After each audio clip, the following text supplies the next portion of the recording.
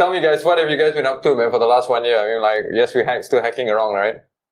Yes, all the time, more and more. So for it, many people are at home, they are bored, they can't go out, so they are hacking even more. So that's good. I mean, for us, we see a lot of new enter, a lot of new vulnerability discover. The level is going way higher, so that's awesome. And on top of that, many companies they start to, I would say, feel less scared about the model. So so that's good. A lot of companies had to adapt with the new pandemic, switch to online stuff. So they're also a bit more scared about security and start to wonder what can do about it. But what about when it comes to engagement? I mean, like engaging with the client, I guess previously, right, it would be kind of like a face-to-face meeting or, some kind of a legal framework to be put in place. But now we are doing what everyone is doing to explain to the client when we work with them.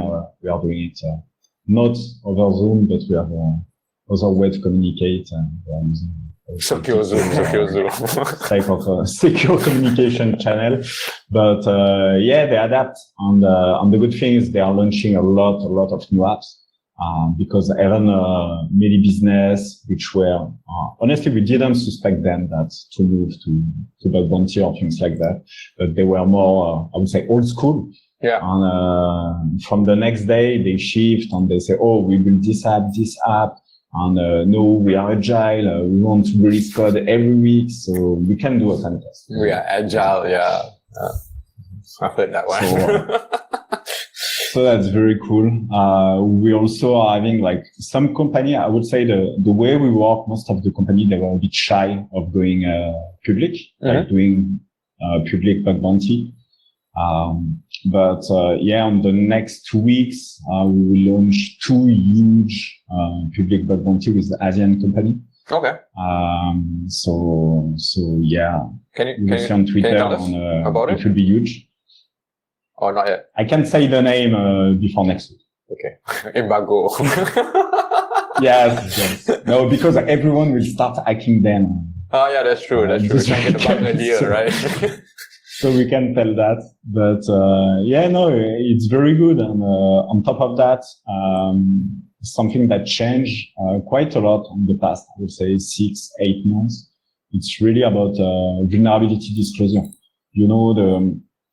The company, it's something they didn't want to do. What we see, it's many companies, they are putting in place page where they explain that if you discover a vulnerability, how to report it. Yeah. So I think it's a very good case, and they start to understand that anyway, people gonna hack whatever happen. And instead of just being legal threat and stuff like that.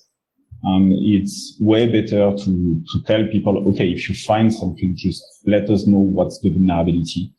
We will not give you any reward because it's really a passive way of doing IT security. But at least if someone finds a vulnerability, they have a way to report it.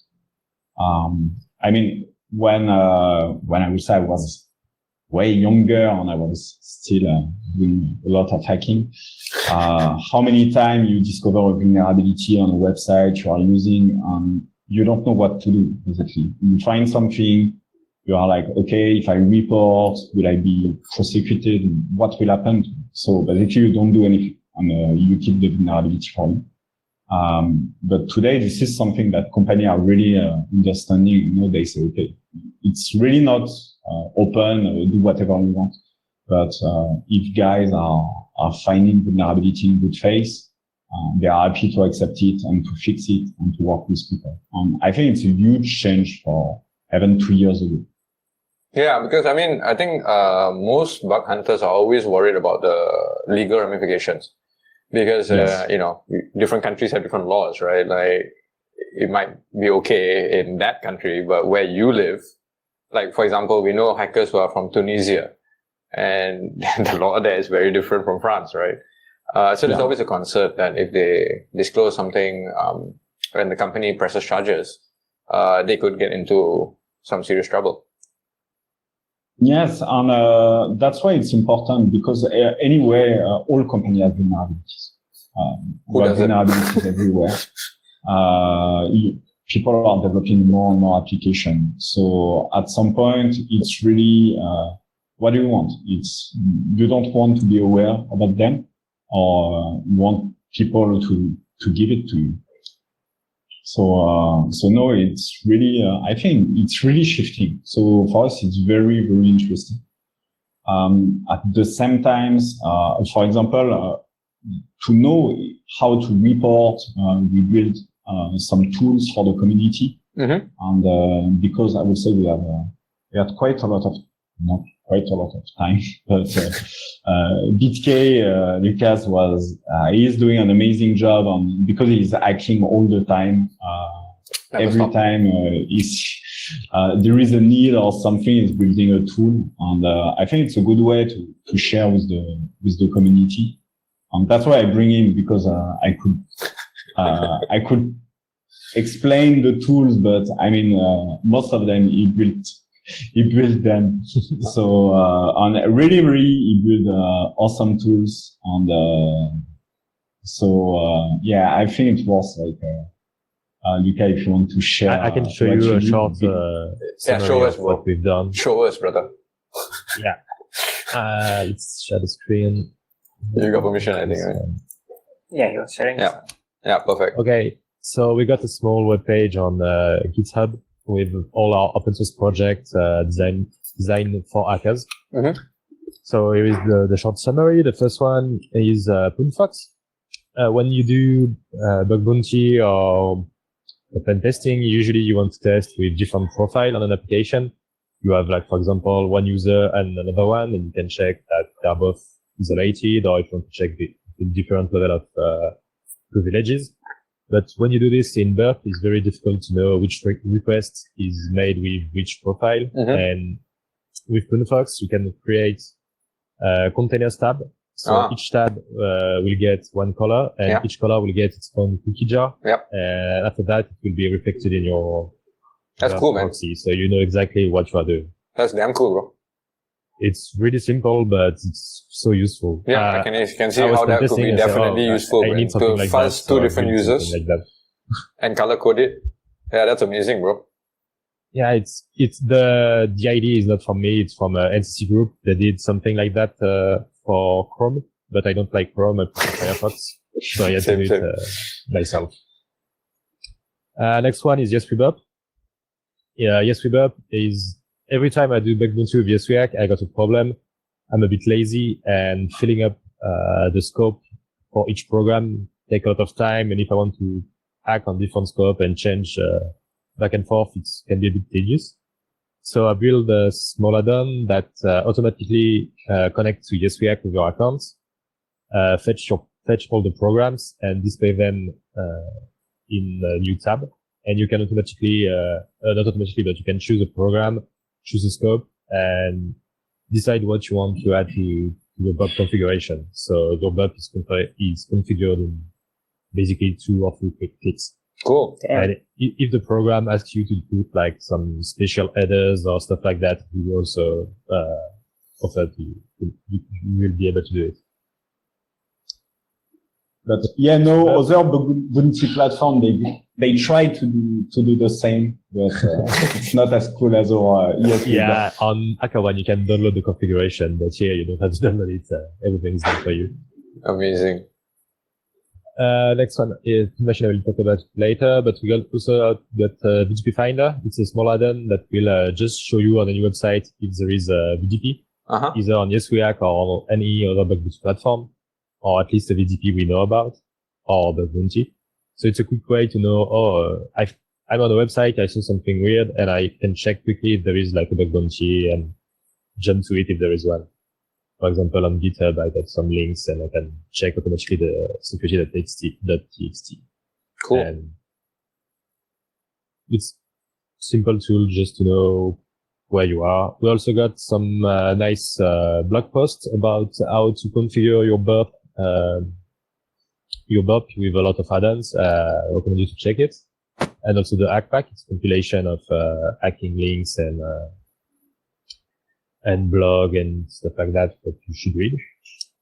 I also made the Dojo. So Dojo is a training platform, but there is already a lot of training platforms. And what I wanted to do is I want to focus on how the exploits actually work in the code base. Mm-hmm. So with Dojo, you get a code example like this. This is a SQL injection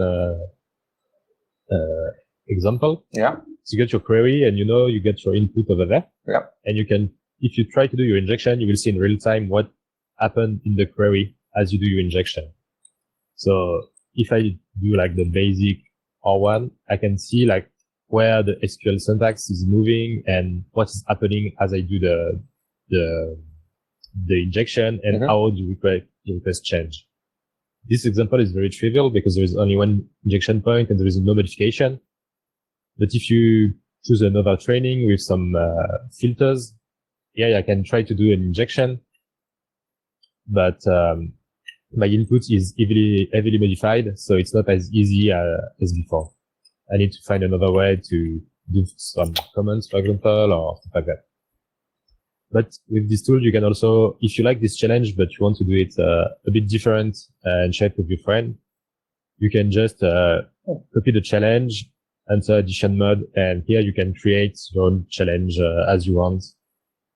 This is cool. Some filters, everything. So this is very useful if you want to create some small CTF challenges. Yeah. You can do, there's a lot of backends, like you can do SQL injection, XPath, MongoDB, XSS. You can even run your own JavaScript code.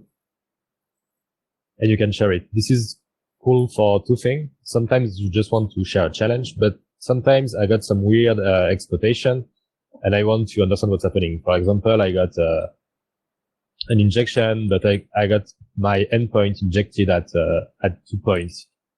Here, I got, for example, email or username equal to user. Mm-hmm. And if I want to try to exploit and wrap my head on what I'm doing, normally it's very difficult. But here I can see automatically both points being updated at the same time. Right. So I can know if the injection is valid or if I'm making a mistake. Yeah. So basically where you need to put the escape characters in order to that's it. And you can quickly make your mind about what is happening there in the scene. Like if you got an ID, you write what your ID of the request is here. You can try to do your injection, look what is happening on the real target, and update your guess and try to work with this. So hang on, this Dojo tool, it's open source, right? Like you can just download it. Dojo is not open source, but it's a website. You just go to dojo-cswag.com and it's there. You play. Yeah, there's nothing to download. Okay.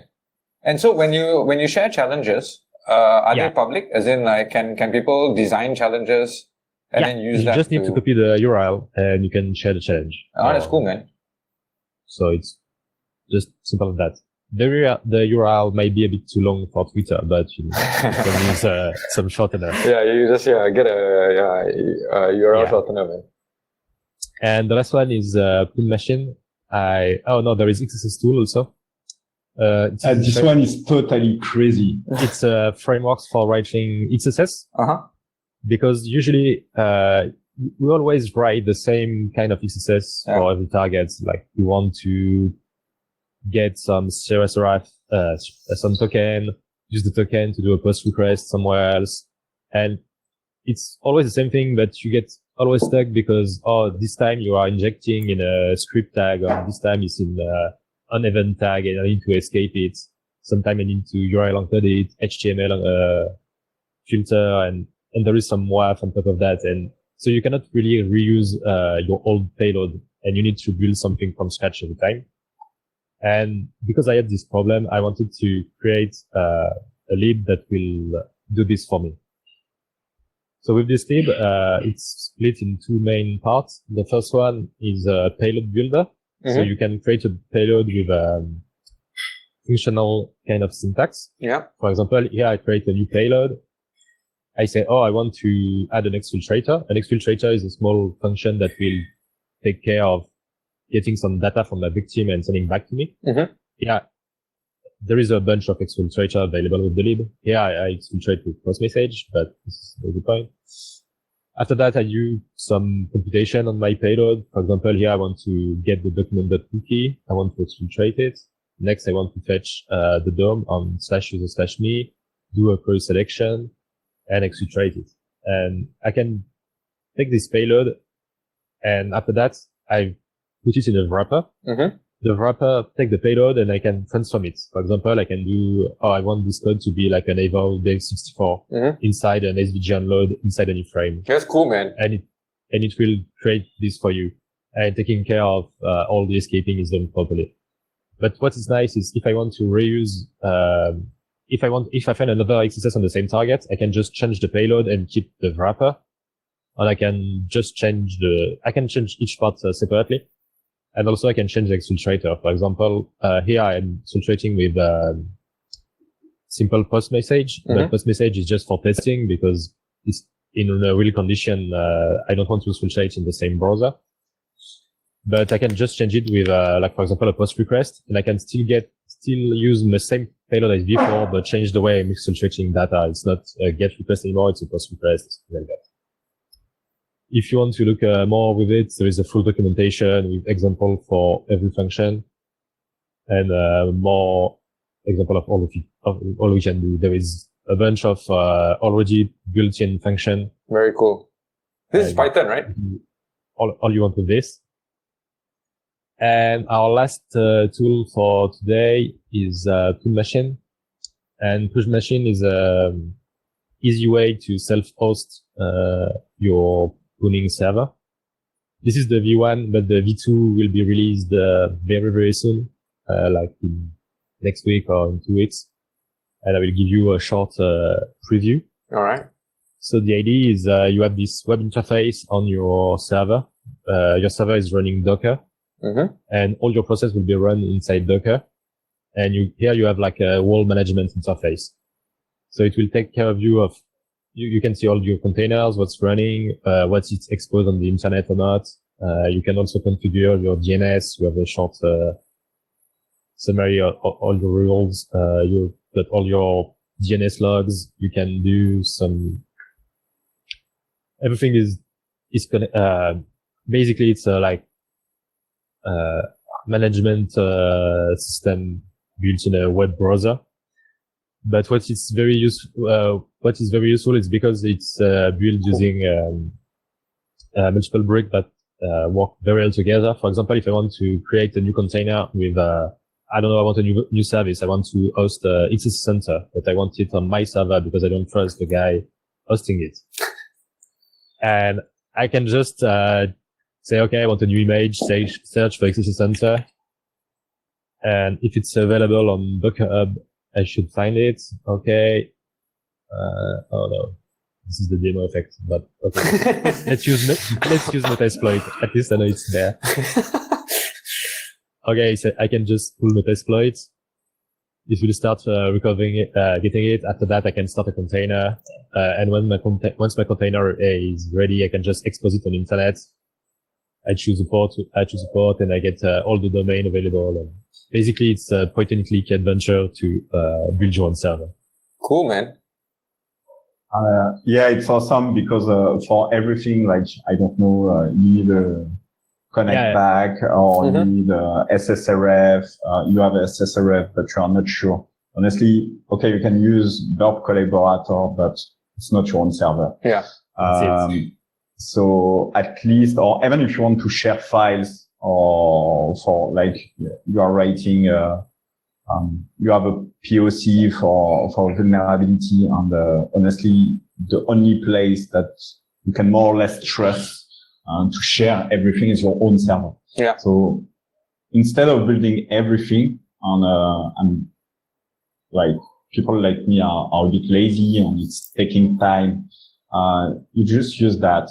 After 5 minutes, you have all your tools, everything. It's just crazy.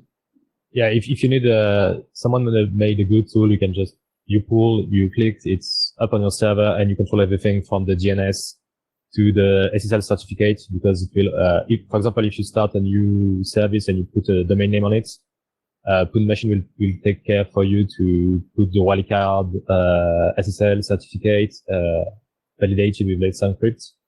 To do that, it will push all the required TXT record in your DNS. Take care of everything for you. Because what I saw is a lot of hunters use third-party website to host payloads and callbacks, like Kevin said. And I think you shouldn't use third-party website when you are getting vulnerabilities. Yeah, no kidding, man. Especially when you're using real vulnerabilities, don't send it to someone, man. So my theory was hunters are maybe a bit lazy when it comes to admin sys. So if something is doing everything for them, they will gladly switch to more privacy. Definitely. Is this available now for people to download? Not yet. It will be available like very, very soon. But as you saw, there is some small bugs yet. I need to fix. Let us know when you are releasing it, man. We'll help to tweet it out as well, because this looks really cool. And I think that's it. But it's already a lot. It's excellent, man. It's like you guys have been busy, man. Definitely been busy, bro. Like, yeah, making good use of the time, man. I was stuck home. What else to do, right? Write code, man. Excellent. I don't think we have any questions from the audience. Let me just check. No, we don't. And we have about 5 more minutes. Is there anything you guys want to tell the world about? You guys have the ESP Hack EDU platform, right? What is that about? Sorry? The EDU platform? Edu platform. Okay.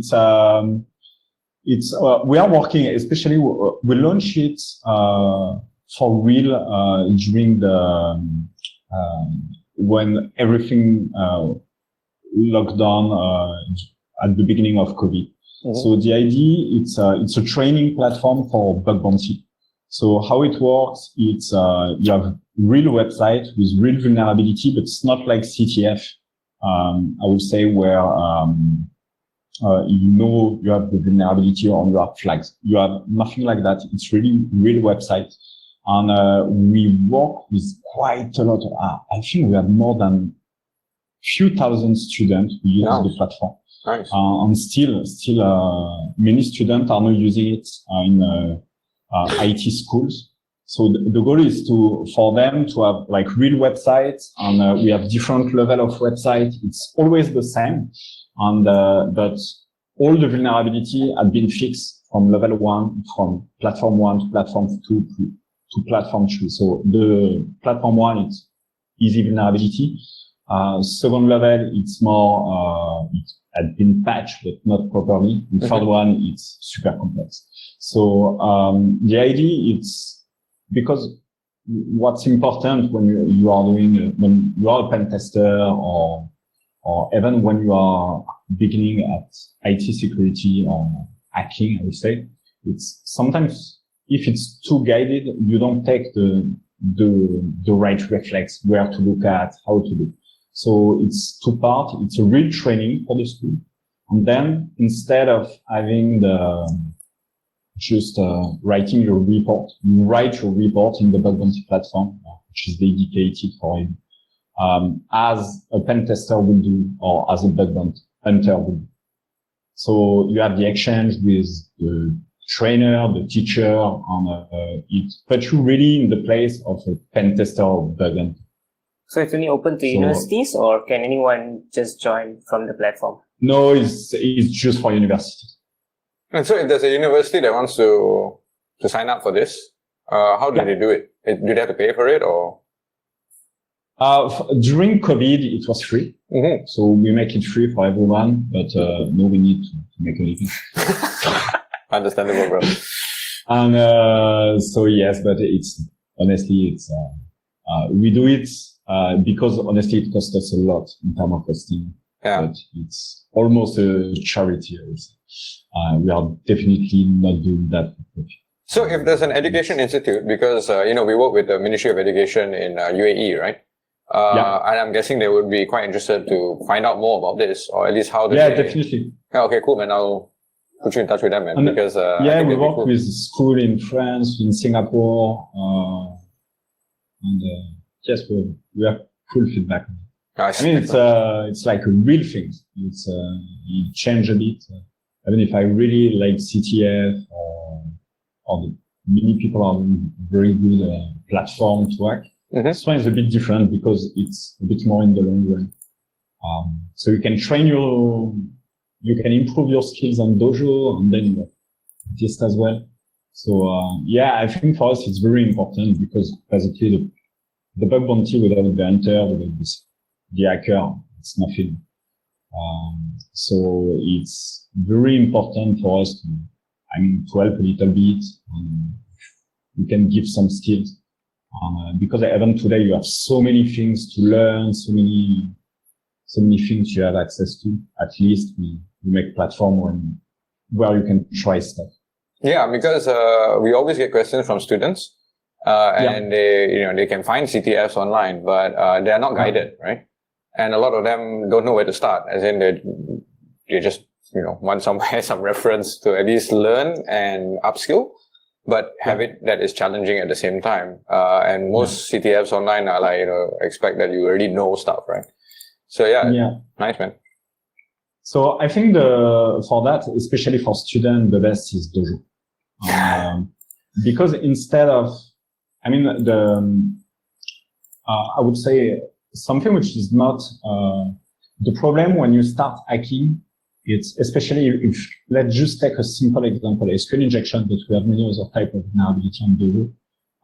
You are just entering the quote, and you have this payload, and you just launch the payload, it works, you get the flag. But the main advantage with Dojo, it's you really see the code. So anyone can do it. If you're able to do, you have basic understanding of SQL, you are really able to see how it works. It's like you open the box and you look at your injection. Yeah. And I think that's the best way to learn because you can even add some things and it's honestly, I would love to have that before. My main goal is I want people to stop copy pasting payloads they don't understand. I think maybe a bit of a big goal. It's a big goal, bro. Yeah, but if at least some people manage to understand really what's happening, I think it's already a win. Yeah, every little bit helps, man. Every little bit helps. Okay, brothers, I think that's all the time we have. Thanks so much for joining us. Nice to see you guys, even though it's not in person, but yeah, it's nice to hear from you guys and see that you guys have been busy working on good stuff. Yes, thank you very much for having us. And I hope, maybe in August in Singapore. Yeah, I hope so, man. I hope so. As soon as we can come back, even if we don't do a conference, right, we'll go and have a beer, bro. It's been too long. Yeah, more than one. At least more than one, huh? Yeah, two. You take care, brother. Stay safe, man. Thank you very much. Thanks. See you guys soon. Thank you. Bye. Thank you. Bye. See you.